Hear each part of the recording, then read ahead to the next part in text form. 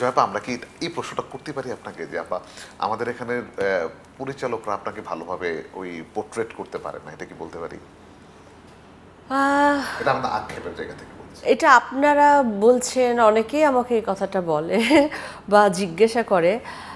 আমার কাছে মনে হয় যে হ্যাঁ, তারা আরেকটু করে ভাবলেই হতো। আমরা আসলে একটু, আমাদের টেন্ডেন্সি রয়েছে একটু সেফ খেলবার, যে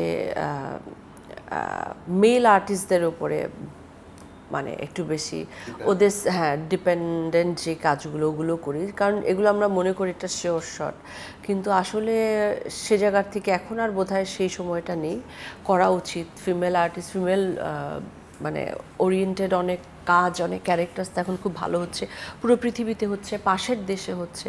তো সেই জায়গাগুলো আসলে পাল্টে গেছে, এখন অবশ্যই ভাবা উচিত। আর হ্যাঁ মানে এখানকার ডিরেক্টররা ওনারা তো হ্যাঁ উনি করতেই পারতেন, আর একটু স্ট্রংলি ভাবলেই পারতেন, বাট ওনারা সবসময় জিনিস ধরে নেয় যে আমি পাশের দেশে বেশি কাজ করি, যেটা আসলে পুরোটাই ভুল।